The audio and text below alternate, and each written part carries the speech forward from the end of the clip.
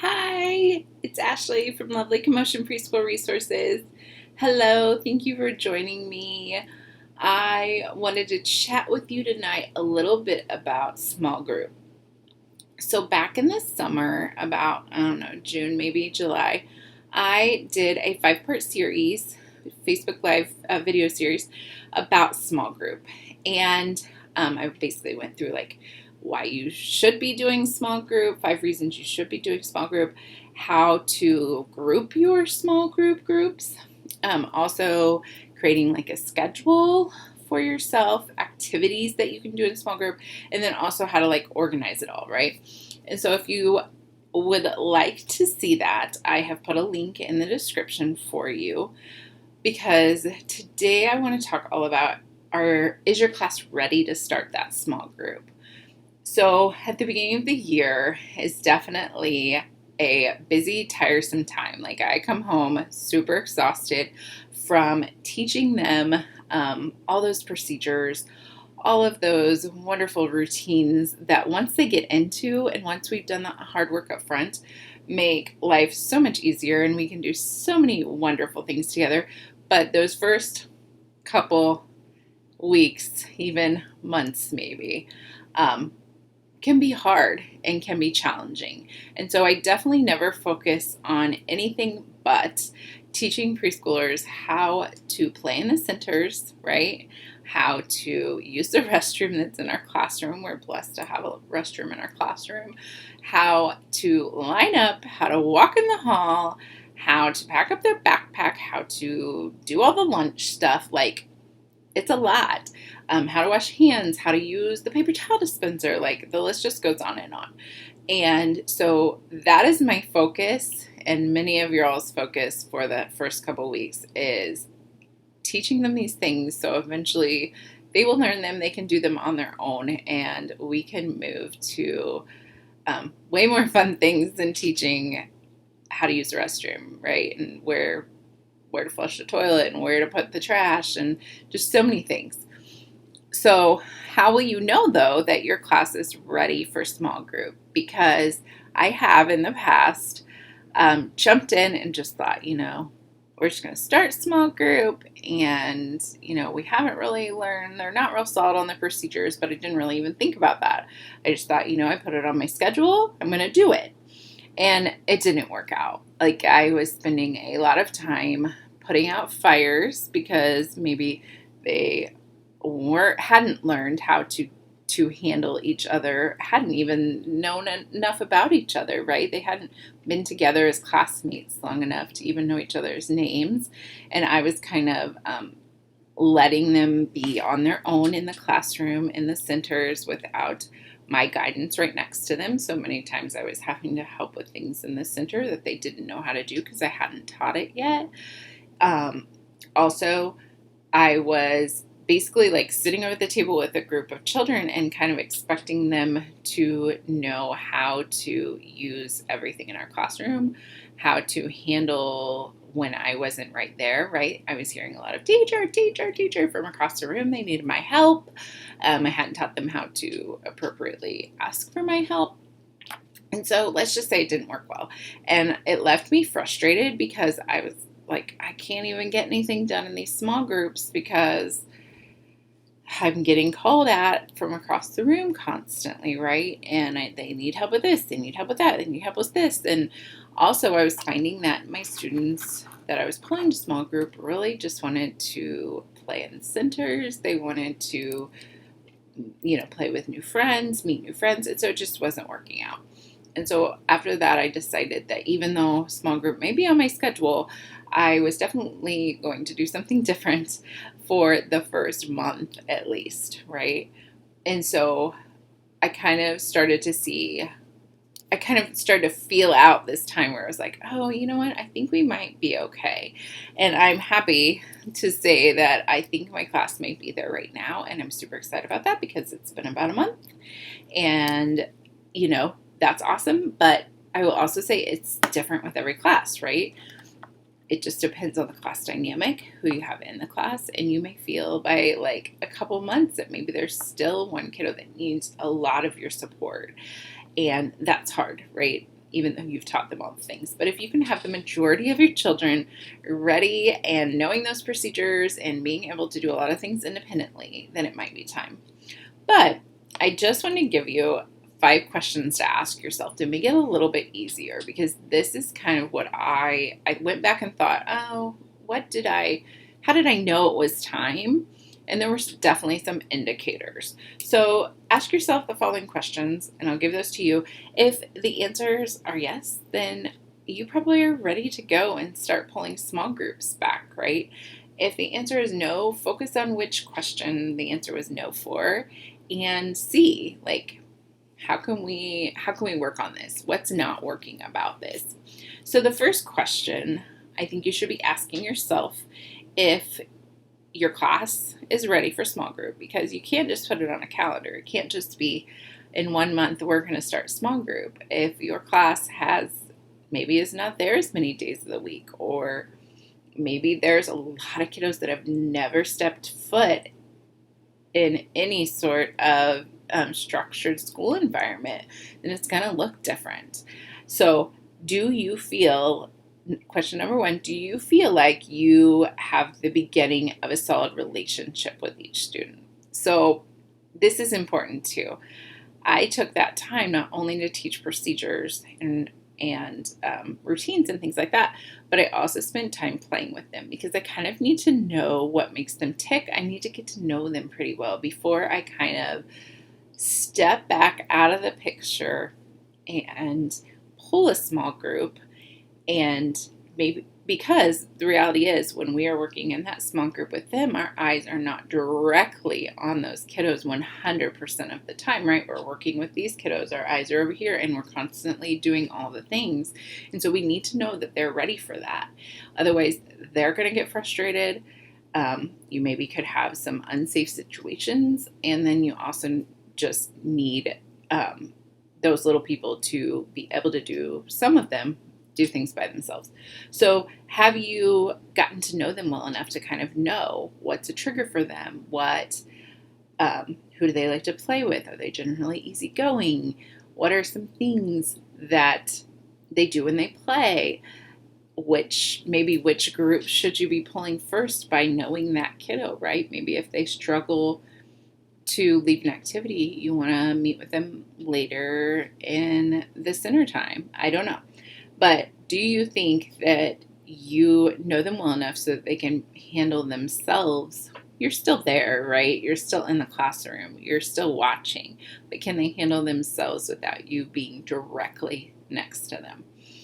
Number 2, have you taught them how to use the materials in the centers?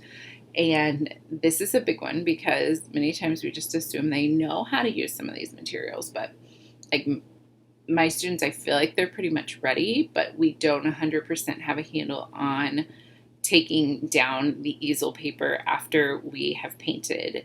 And I usually put like multiple pieces of paper up there. So they take off theirs, right? And then there's one for the next friend. That's the one procedure I feel like we aren't getting through. It's hard for them. And so many times I'll be asked will you get me a new piece of paper? Somebody else has painted on this one. And so that is one area that we're going to continue to practice on. Otherwise, I feel like we've done pretty good. We know how to use the materials. We know where the materials go at the end of the playtime or when we're finished playing with them, right? We know how to be safe with scissors. We know how to use glue. We have the glue brush and bottle, so we know how to do that. We've done all those things. And it's not to say that, kids aren't going to go, rogue on you every once in a while. They may, because they're children. But for the most part, you have helped them understand that the things that are in the sensory tub stay in the sensory tub. They don't get dumped on the floor. All these different things that you want them to know while they're in centers. So how often are you having to step in and help them with some of those center activities, those free play center activities? Are you having to help them open packages? Are you having to help them, sorry about that. Are you having to help them grab something off a shelf? What are you having to help them do? And those are the things that you need to try to get them to do more independently, or at least have someone in the classroom that can help them. Like if you need help with this child is very good with it. So maybe go ask them if they can help you, things like that. And then number 3, have you set boundaries about when it's okay to interrupt small group? And so I've actually found I do my assessments before I start small group, and the assessments are a lot quicker, right? We're not getting into like a whole game or a whole activity. And so I've kind of been able to teach them and coach them through how to wait, right? You need my help. I see you need my help, and it's okay that you need my help or that you want to tell me something, but you're going to have to wait while I'm looking at this child and working with them. And so have you set whatever those expectations are, right? They're very egocentric little beings, and so they want you to see all their great creations and all the wonderful things they do. And I love to acknowledge them because that's important. It's important to them, their creations, and it helps us with that relationship that we're building, that I care about them and what they do. And so I don't like to make it where like if this button is on, I know a lot of older grade teachers will have like one of those light up buttons. If the button's on, you're not allowed to come over and ask me anything. I don't really like to approach it that way just because I do want them to see me as accessible, but sometimes they have to wait, and that's okay, right? Sometimes we have to wait all the time. And so getting them to understand that. So whatever your procedures are or your expectations are for when you're doing small group with a group of children and other children coming in, can they join your group, right? Do you ask them to wait? How are you going to handle all those things? Figuring those out first, because you don't want to. Sometimes they see you at the table and they're like, oh, they're going to do something fun. And so you may call only 3 or 4 children, but all of them want to come, right? That happens a lot. And so I'll say, you will get a turn. It's not your turn yet. It's these friends' turn, right? Or are you going to let them join in and then maybe it becomes a huge whole group? I mean, you have to decide those things beforehand so that you can be consistent with them. Because if you let them join one activity with one group, then they're going to come back and want to do that every time. And so it'll be your turn for game time. And that's generally what I've been calling small group is game time with me, right? Come have game time with me. And and we do play a ton of games, so it's definitely not calling it not what it is. It's calling it what it is, but it's in a way they don't understand what a small group is. I don't know that they care.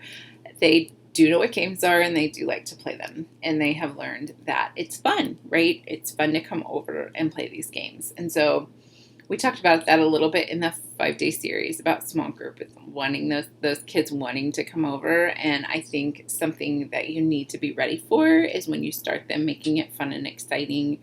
Your voice is fun and exciting. They kind of are drawn to you, right? You kind of want them to go, what are they doing over there? It looks fun. I want to do it too. And then making sure that they have a turn that day, right? If those kiddos are coming to your table and going, I want to do that, I want to do that, you want to make sure to provide that opportunity for them later. It may not have to be with that group, but later.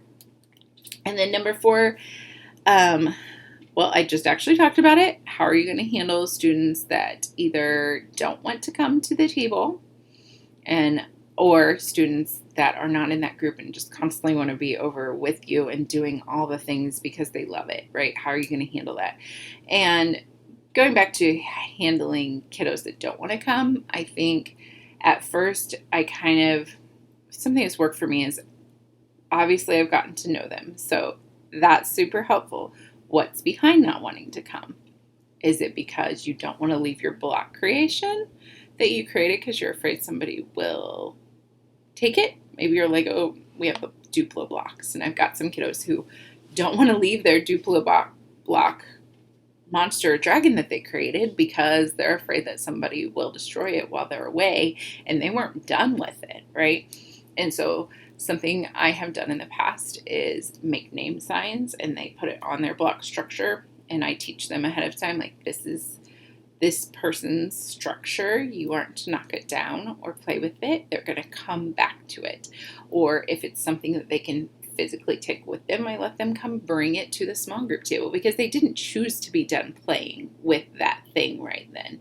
It's different when they say, oh, I'm done with the blocks, and they leave the blocks where the blocks are and someone else comes and plays with them. But it's quite different when they have worked very hard on something and they weren't done, but you called their name. And is that the reason they don't want to leave? And can you mediate that by having them bring it with them?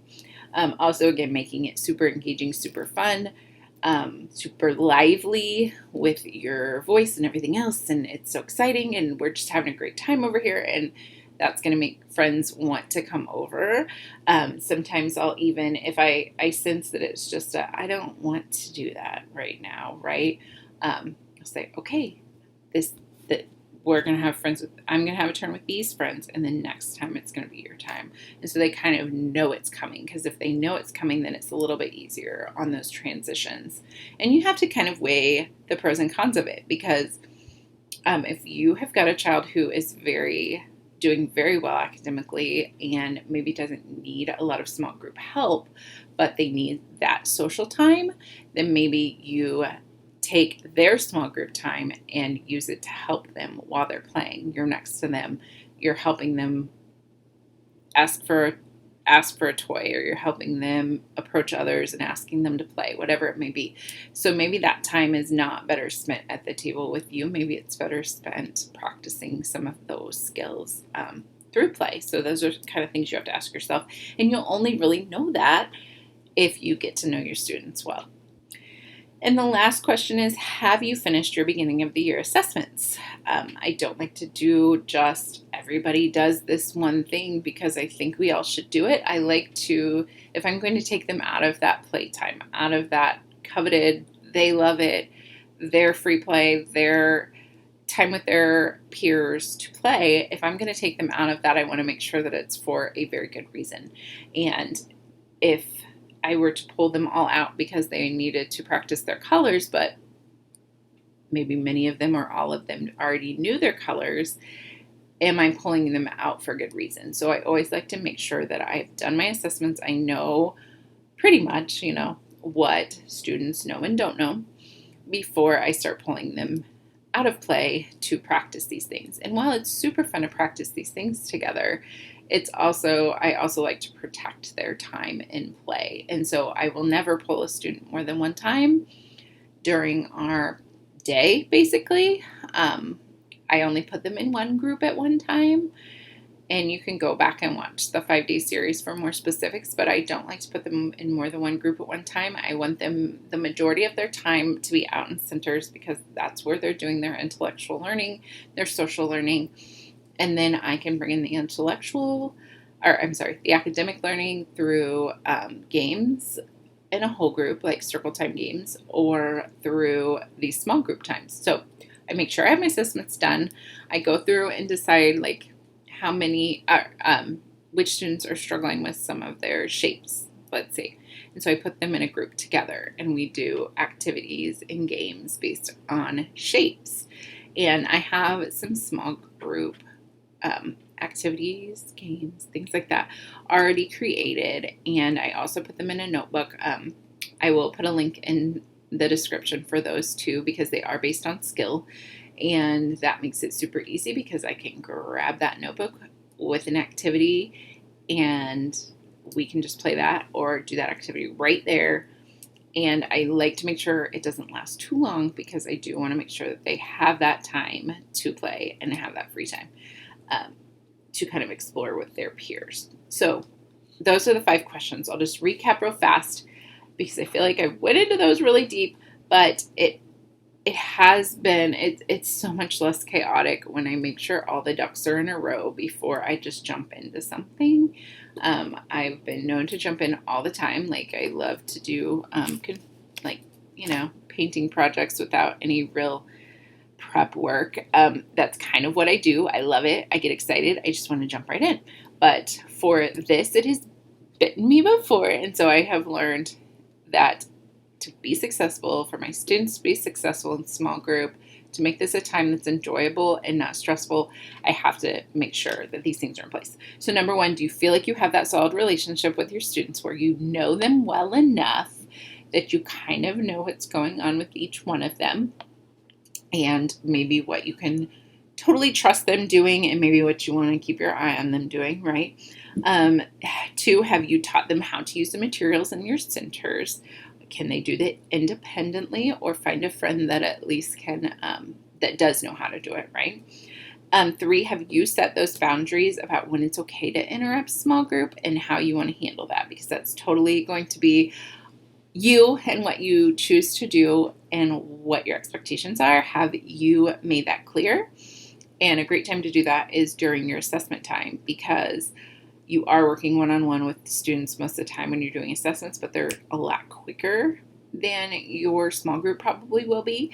So you can kind of assess a student, take time with another student, and help them understand. See, this one, I'm going to be looking at him and I'm going to be talking to him, and so you can wait right here until I'm finished. Things like that, whatever your expectations are. Also, number 4, have you decided how you're going to handle this situation that probably, most likely, pretty sure, will arise of a student not wanting to come to small group time with you, or students that aren't in the group wanting to join the group because it looks like so much fun.